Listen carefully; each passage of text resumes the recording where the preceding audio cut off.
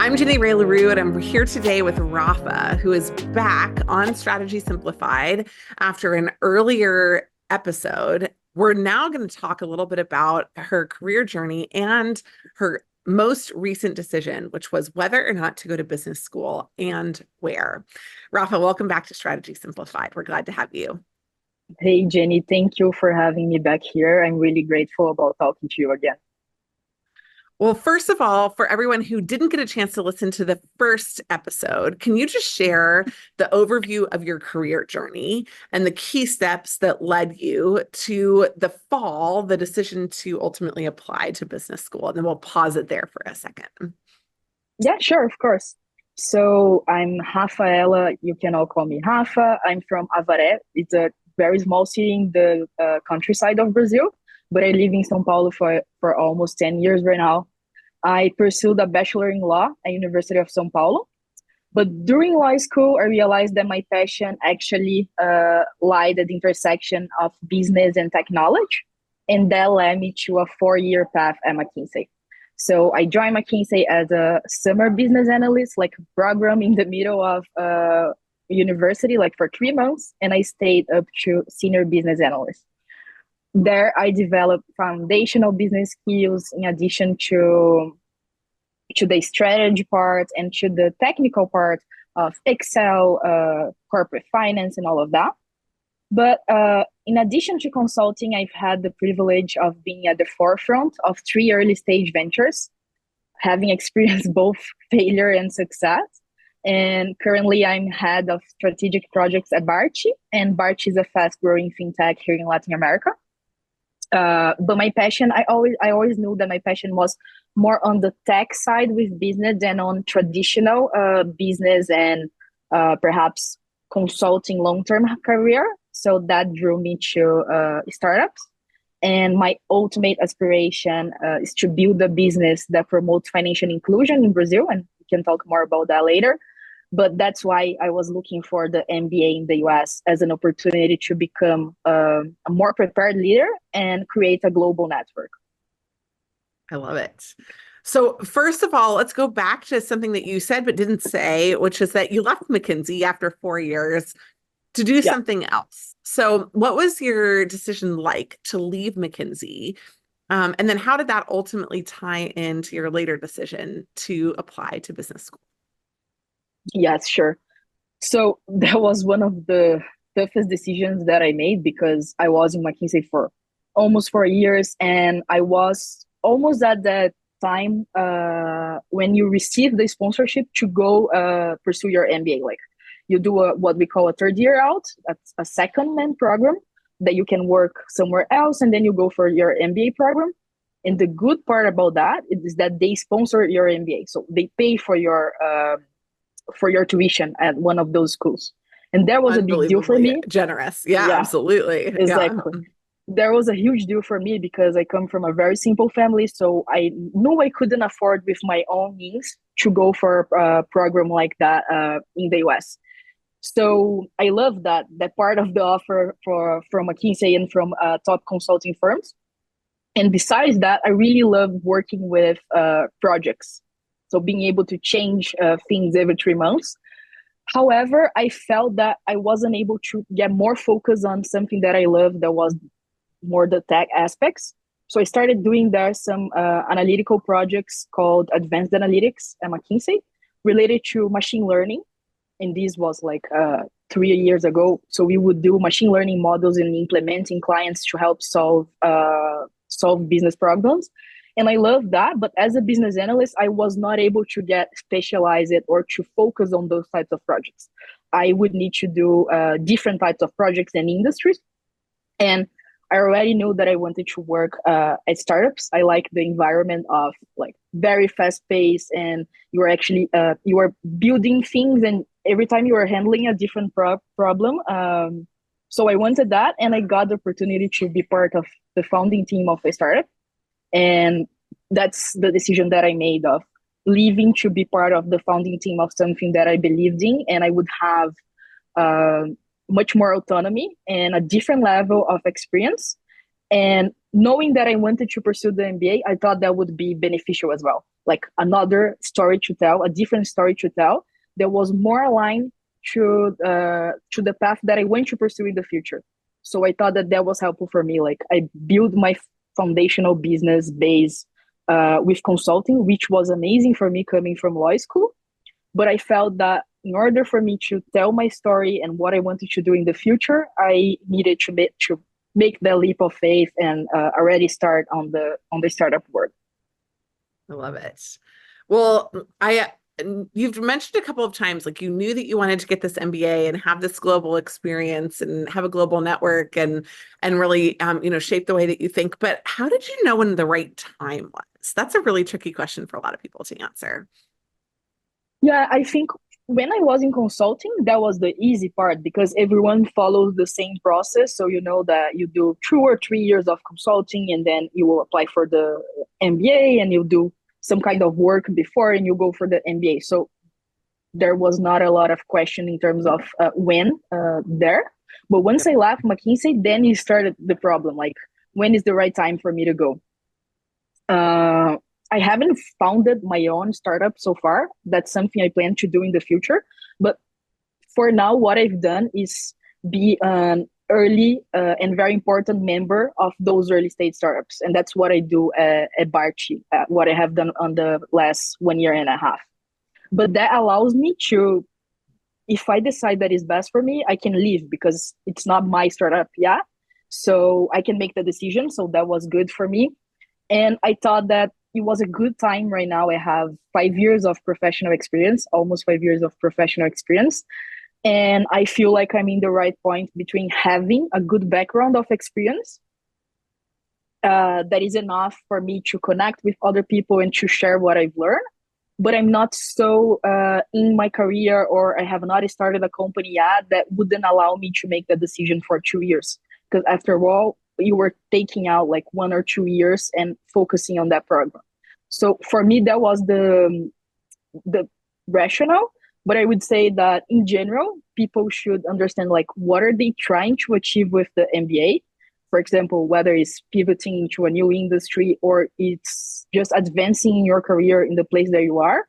And that will be very important for deciding your timing, if it's like faster or maybe waiting a little bit more. I love that. Well, a common question that we get, let's talk about some more specific MBA consideration now. A common question we get is which MBA program gives me the best chance to pivot? Often for us, that's into consulting, but for others, it's either out of consulting or into potentially consulting, but maybe with some other options. How much Yeah. of a factor was the decision about pivoting for you in your choice of where to apply? And also, like, what would you recommend? Was it just like I know that I want X, Y, and Z factors of the MBA to give me the most Yes. options, or was it something that was a little bit more focused? Just talk us through your framework. Yeah, sure. So that was definitely one of the factors that I considered in my decision. What I did, and I know that a lot of people do this or they do in a different way, but I basically had a spreadsheet where I listed, I don't know, 10 MBA programs that I had in my mind. And I listed all of the criteria that were important for me. And I attributed like points for each of the criteria. And then as I studied about the schools and as I talked to people from the schools, I was able to populate this spreadsheet with information. And that was a good, I don't know, straightforward way for me to see and visualize which schools were stronger in each part. So that's what I did in general to have a framework to understand what would make more sense. And in my list, this was one of the important criteria. So for me, I'm very interested in finance and tech. Right now, I work in FinTech, so I really like both industries and I like the financial services. So although I'm not pivoting, I wanted to make sure that I choose an MBA program that would help me get farther in that industry, especially in Latin America, because I want to come back and focus here. So that was important for me. And I see a lot of friends that consider the same things for different industries. For example, I'm not changing industry, but I have friends that are from consulting and they want to go into media, for example. That is a very big change. or people that are from finance and want to go into tech. So when you are changing, I think it's even more important because you don't only want to make sure you are able to continue and succeed, but you want to make sure that the school helps you get your foot at the door. And sometimes that is difficult depending on where you are coming from. So definitely an important thing. And for me, what I would suggest and what I did is all the schools publish like their recruiting data, basically where they are placing more candidates in terms of industries and functions. So I studied that like extensively. I downloaded all and I read and I tried to understand the nuances and the difference between the programs that I was interested. And there you can see some difference. For example, some schools, the top industry that they place people is consulting. Some schools, the top industry is finance, or the top industry is tech. So there's a difference that for me was really important. Happily for people that want consulting, all schools place a lot of people in consulting, which is great. But for our other industries, that can be different. So that is the first thing. The other thing that I did is understand the alumni network of each school. So I could go into LinkedIn and find the companies that I'm interested in that industry and check if where the alumni are mostly from. Is it from Chicago Booth? Is it from Harvard or some other school? And finally, I would take a look at the program in terms of the academics and resources, like the classes and certificates they offer, that will also give you an idea of how focused they are or they are not in some topic. Well, we haven't even talked about where you've applied, and we're not yet going to talk about where you're going. But I understand that you were accepted into a bunch of the world's top business schools. Can you just share the list of a few of those schools that you were accepted into, and really specifically two pro tips that you used, either that somebody told you or that you incorporated to tell your story that helped you stand out in those really competitive application processes? Yes, sure. So I wanted to apply for programs in the US and for the top programs in the US. That was really important for me. And then I had a bunch of different criteria in terms of industry, location, the flexibility of the program. And I ended up being approved in Kellogg Business School, Chicago Booth, Stanford, and Harvard. Starting it all, I was really focused on Stanford. So mainly because of entrepreneurship and technology. And that was also one of the reasons why I left McKinsey. I thought that for me to differentiate myself from the consultant pool, I would have more chance going through startups and already telling my story in the way that I wanted to tell than if I stayed at consulting, for example. So I was approved in those 4 schools. I remember Bain sponsoring a lunch in Atlanta for, I think it was Harvard Business School, maybe it was a few different business schools, and a number of the associate consultants went there. And I thought, we're in a pretty cool place. They're probably going to want us just because we're at Bain. And they were very quick to say, look, just because you went to Yale and Bain doesn't mean enough to us. Like you have to have the X factor, that special something. So I love that you knew that in the beginning as well. And I was shocked when I found that out. I thought, how much better could it get than this? But they said, no, you have to be this, and something else. I thought, wow, okay, this is a new ball game. But so what were your two pro tips? Yeah, same, right? Yeah. What were your 2 pro tips to stand out? Yeah, I would say that one thing that is very basic because everyone talks about, but it really makes a difference, is the GMAT. So, or the test that you choose to take, but start soon with that because you need to get, depending on the school that you choose, you need to get at a very competitive score. And that takes time depending of like your background or how easy you work with math, for example. So I would definitely say focus on that because it will be important even when you have a great story behind it. And the second, I would say, as soon as you can understand your story, like what are your main achievements, the things that you were proud of, the things that make you you. And that is not easy. At least it wasn't easy for me. Like it took a lot of reflection, hours of reflection, talking to people, family members, friends, to understand like what are my core values and how I showed those core values during my story. So I think I only did that once I was finished with the GMAT and I got not a lot of time left after that. So I would say start at least thinking about that as soon as you can and try to write down the things that you are thinking. I love it. And then I think the real final question that I have for you before we move on to some of the fun questions. Well, actually, this is the final question. Then we'll talk about how you chose where you're going to go.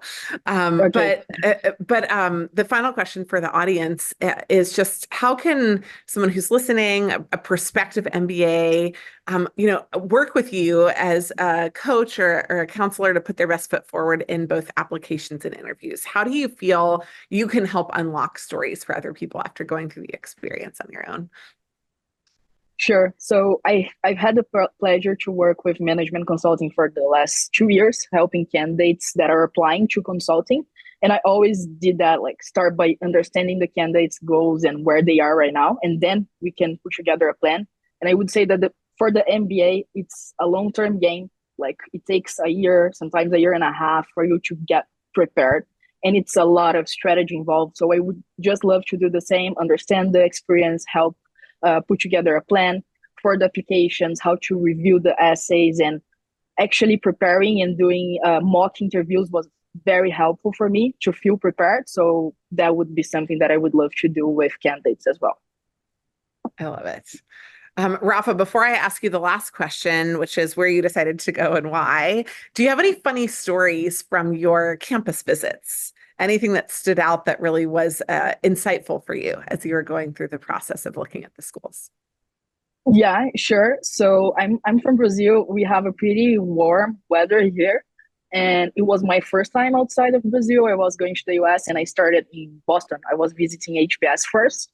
It was kind of rainy, really cold. The landscape was not great during that period. So I wore like some coats, etc. And when I got down to Stanford, that I was visiting as well, like on the next day, it was really sunny, and they have these fountains, and you had like students just in bathing suits and going to the fountains and having all of that experience in that warm weather. So Stanford kind of felt like a resort, and it was really funny to see the difference in terms of weather and how HBS was saying that every time it happens like that. So you have a very rainy weather in Boston and a great weather in Palo Alto. I think that's so funny. Well, great. Let's finish before we move to the fun personal questions with where did you decide to go and why? Yeah, that was a very difficult decision. I started everything thinking about Stanford. And in the middle of the process, I connected very well with Chicago Booth in terms of the data side and how analytical they are. Yeah. But even going to a resort at Stanford, Harvard was kind of magical for me. I don't know. Something changed when I was there and I sat in a class and got the opportunity to see all of those different people from several countries and understanding all the impact of that. It just connected more with me and I decided to go to Harvard. Amazing. Well, we're excited to continue to partner with you while you're at HBS, and we're cheering you on. Definitely. So keep us posted. I know the listeners of Strategy Simplified would love to know what you end up doing. Sure. So now, if you're game, let's move on to some personal questions. Yeah, let's do it. Okay, first one. In an alternate universe, you have to choose a completely different career. You're not allowed to be a consultant. You can't go into FinTech. What would your other career be? I would say that is actually something that I would have done when I was younger if I wasn't so focused on like business and career. That was art history. I really like to understand like how history and art is connected in terms of like cinema, but even like old paintings. So I like to read about that and watch documentaries. So I will probably do something like that when I'm, I don't know, 50 or 60. So it would be that. I love it. What is an item from your bucket list that you haven't checked off yet, and why is it on there? Yeah. So basically, my mom is my all-time inspiration and the reason of everything that I'm able to achieve. So I really want to take her to Portugal because it's one of her dreams to go there, especially a city called Fatima. that is very big city for like Catholics. So I just want to take her there and hope to do that soon.